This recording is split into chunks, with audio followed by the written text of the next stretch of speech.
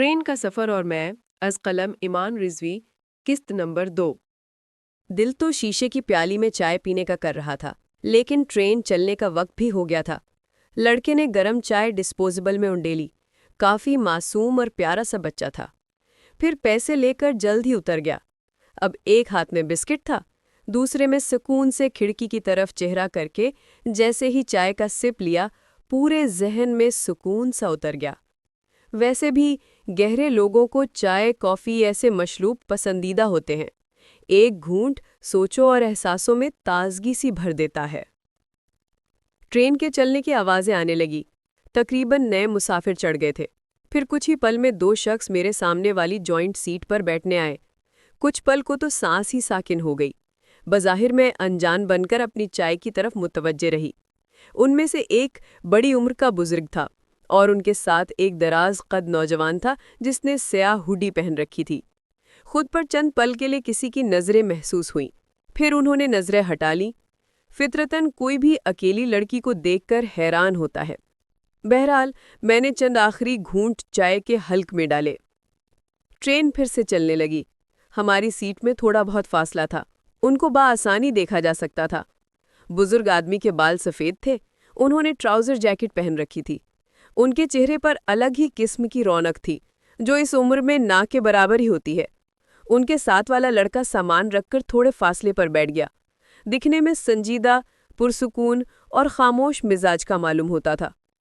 چند پل وہ دونوں آپس میں سرگوشی کرتے رہے، پھر کچھ دیر بعد آخرکار لڑکے کی آنکھ کے اشارے سے لاکھ منع کرنے کے باوجود انکل تھوڑا متوجہ ہوئے۔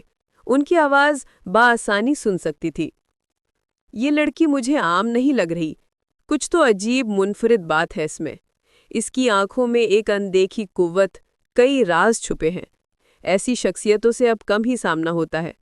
انہوں نے دھیمی آواز میں ساتھ بیٹھے لڑکے کے ساتھ اپنا نظریہ پیش کیا جو چہرہ دوسری جانب کیے بیٹھا تھا۔ میں نے آہستہ سے آنکھیں بند کر کے کھولی اور کھڑکی کی طرف ہی متوجہ رہی۔ سورج مغرب کی طرف بڑھتے ساتھ ہی گہرے نارنجی رنگ کا ہو رہا تھا۔ سفر میں ہر گزرتا پہر گہری روحوں کو ان کے باطن سے کچھ نیا دے جاتا ہے۔ نینو پلیز، آپ ہر جگہ اپنے تجربے نظریے نہیں پیش کر سکتے، اس نے دھیمی سی آواز میں کہا، گویا وہ شرمندہ ہوا تھا۔ سفیان، تم میری باتوں پر سنجیدہ کیوں نہیں ہوتے؟ وہ خفا ہوتے ہوئے بولے تو نہ چاہتے ہوئے بھی مسکراہٹ سے میری آنکھ چھوٹی ہو گئی۔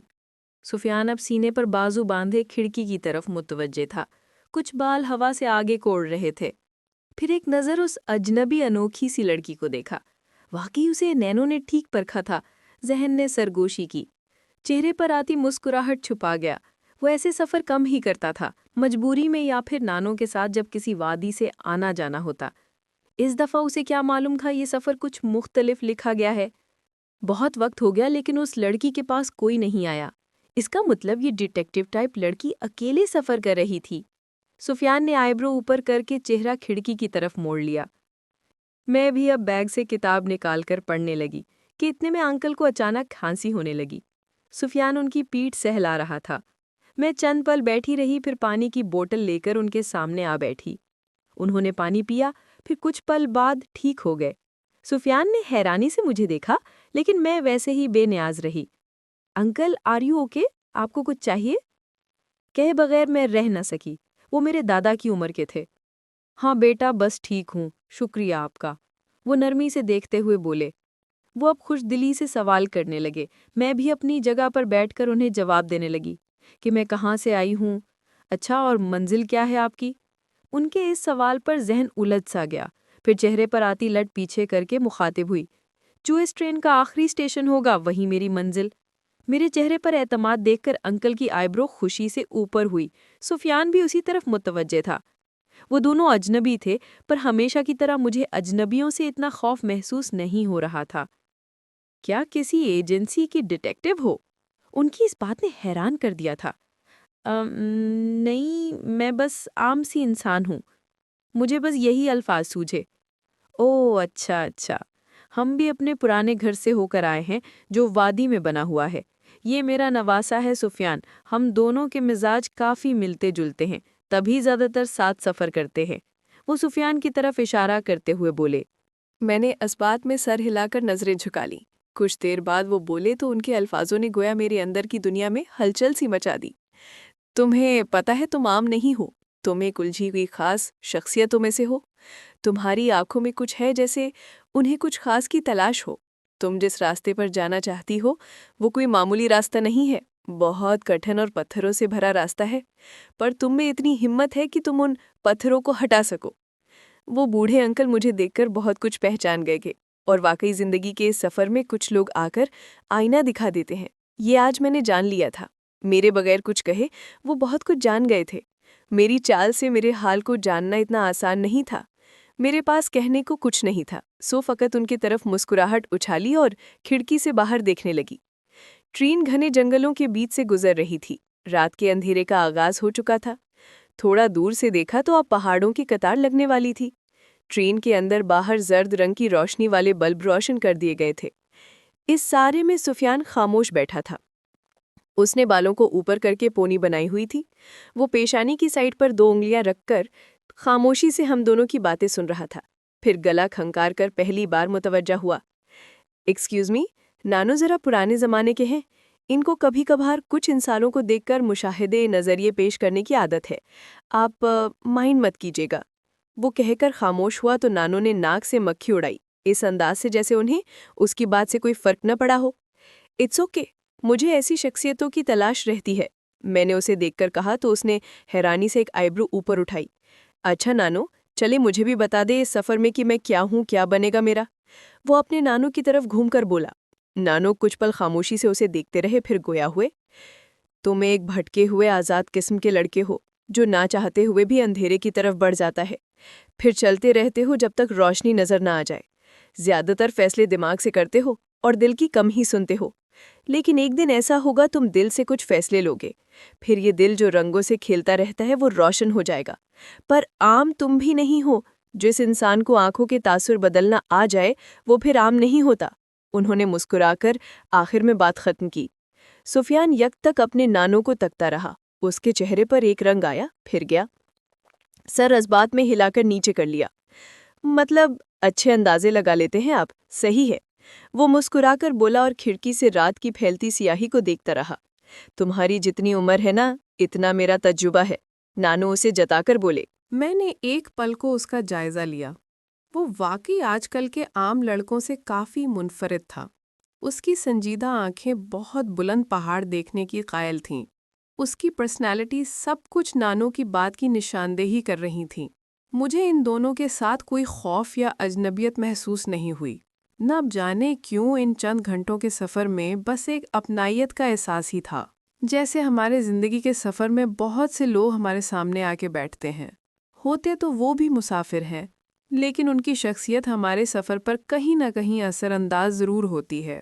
کئی اسٹیشنز آئے گزرے، انکل نے ہمیں بہت سے قصے سنائے، پرانے زمانے کے، ہر طرح کے۔ ان کے قصوں سے یہ معلوم ہوا کہ وہ پرانے زمانے کے درویشوں میں کافی دلچسپی رکھتے تھے۔ وہ مختلف وادیوں میں جا کر ان قدیم درویشوں کی باتوں، زندگی کی چیزوں کا جائزہ لیتے تھے۔ یہ ان کی پسندیدہ سرگرمی تھی۔ ہم تینوں نے چائے بھی پی۔ ان کے پاس گھر کی بنی ہوئی نمکین مکئی تھی جو بے حد لذیذ تھی۔ اس سارے میں سفیان بہت سوبر قسم کا مرد معلوم ہوا۔ فلرٹ یا بغیر ضرورت فری ہونے کی عادت نہیں تھی، زیادہ تر خاموشی رہنا پسند کر رہا تھا، یا انکل کے کسی قصے پر ہنس کر اسے نیا رنگ دے دیتا جس پر ان دونوں کی کیوٹ سی نوک جھونک ہوتی۔ میں بھی کوٹ کی جیبوں میں ہاتھ ڈال کر ان کی سکون سے باتیں سنتی رہی تھی۔ سامنے پڑی کتاب میری منتظر تھی، لیکن فی الحال مجھے ان سے بھی کافی گہری باتیں معلوم ہو رہی تھیں، مانو وہ اپنے اندر ایک لائبریری رکھے بیٹھے تھے۔ کچھ وقت بعد کھڑکی سے باہر جھانکا تو بہت سی دکانوں میں بیٹھے آدمی رات کی سیاہی میں بلب روشن کیے اپنا گزارا کر رہے تھے۔ ٹھنڈ بھی کافی بڑھ گئی تھی۔ انکل بھی سفیان کی مدد سے اوپر والی سیٹ پر جا کر سو گئے تھے۔ ایک نظر انہیں دیکھا، پھر چشمہ صاف کر کے پہن لیا۔ ان کے سونے سے عجیب سی خاموشی اور اداسی محسوس ہونے لگی۔ بعض اوقات کچھ لوگ کتنا جلدی اپنے سے لگنے لگتے ہیں۔ ان کی باتیں، اپنائیت بھرا لہجہ ہماری الجھی زندگی کو کچھ وقت کے لیے تازہ کر دیتا ہے۔ ان کیوٹ سے انکل کے ساتھ بھی میرے ذہن کو ایسی وابستگی محسوس ہوئی تھی، لیکن اس اپنائیت کے پردے کو ہٹا کر دیکھو تو ہر وابستگی، اپنائیت عارضی ہے۔ जिंदगी का सफ़र हो या ट्रेन का, कुछ भी सदा के लिए हमसे जुड़ने नहीं आता। जिंदगी ट्रेन की एक डब्बे के मानिंद है जिसमें हम अपनी यादें बनाते हैं, पर ट्रेन की सीटी की आवाज़ वक्तन फवक्तन ले याद दिलाती रहती है कि हम यहाँ कुछ वक्त के मेहमान हैं। अच्छी मुस्बत यादें बुनना किसी लगाए गए बीज की तरह है, जिसका फल वक्त गुजरने के साथ कभी किसी तन्हाई या थके हुए लम्हे में हमारे मूड को खुशगवार कर देता है। इसके बरअक्स गहरी वाबस्तगियाँ जानलेवा होती हैं, हमें अंदर से खा जाती हैं। ये सब डायरी पर लिखकर पेन का कैप बंद किया और डायरी में पड़ा एक जर्द पत्ता आज की रात में ख़त्म किए सफ़े के दरमियान रख दिया। ये सब करते हुए यूँ महसूस हुआ जैसे सुफियान काफ़ी देर से मुझे नोटिस में लिए हुए है, गहरी खामोश नज़रों से। वो कुछ फासले पर सीने पर बाजू बांधे बैठा था। हेयरबैंड में बंधे बालों से कुछ लटे आगे को आ रही थी। उसका चेहरा, जो कुछ देर पहले किसी भी तासुर से पाक था, अब वहाँ कुछ तासुरात दिखाई दे रहे थे। हैरानी, सवाल या फिर कुछ और? खैर, ये मेरा मसला नहीं था। वो बस एक आम सा मुसाफिर था। मैंने दिल से आती किसी आवाज़ को इस हकीकत से खामोश करा लिया। गहरा सांस खींचकर हवा के सपुर्द किया और बैग से पसंदीदा इंग्लिश लिटरेचर की किताब निकालकर पढ़ने लगी। चेहरा अब खिड़की की तरफ कर लिया था। सब कुछ ठीक जा रहा था।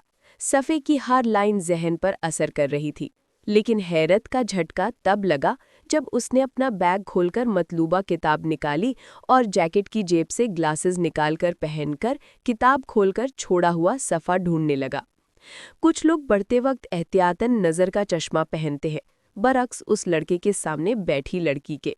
उसके पास किताब में रखने के लिए ना कोई जर्द पत्ता था और ना ही किताबों के अंदर पाई जाने वाली रस्सी। मैंने नज़रें चुराकर उसके किताब के कवर का जायज़ा लिया तो मालूम हुआ वो कदीम ज़माने में लिखी गई मंटो की कोई किताब थी, जिसकी जिल्द में दरारें थी और उसके सफ़े हल्के जर्द रंग के थे। कोई शक नहीं कि किताबें पुरानी हो या नहीं, मुझे अपनी तरफ राग़िब करती हैं। ट्रेन के पहिए मुसलसल आवाज़ करते चल रहे थे और मुझे हम दोनों इस बोगी में वाहिद लगे जो इस ज़माने में ट्रेन की जर्द रोशनी के नीचे किताब पढ़ते मिले। गहरी होती रात के साथ हर सू खामोशी भी बढ़ रही थी। कुछ देर बाद सुफियान ने अपने बैग से मूंगफलियों का शॉपर निकाला। उसने किताब से नज़रें उठाकर इतने वक्त बाद मेरी तरफ देखा और बिला आखिर एहतरामन मुखातिब कर लिया। लहजा धीमा और मुनफरिद सा था। क्या नाम है आपका? लंबी उंगलियों से चेहरे पर आती लट को पीछे करते हुए पूछा। मैंने किताब से नज़रें उठाए बगैर कुछ पल की खामोशी के बाद लब खोले। इन्फाल। उसने आईब्रो ऊपर करके लबों को गोल सी शक्ल दी, फिर मूंगफलियों के शॉपर की गिरहें खोली। खोलने के बाद वो अतराफ में कुछ तलाश करने लगा। जब कुछ ना मिला तो उसने जैकेट की जेबों में मूंगफलियां डाल दी और शॉपर में बची बाकी मूंगफलियां मेरी तरफ बढ़ा दी। मैंने तासुर मजबूत रखते हुए जवाब दिया, शुक्रिया, आप खाएं, मुझे मूंगफलियां कुछ खास पसंद नहीं। टालने के लिए नॉर्मल लहजे में झूठ बोला।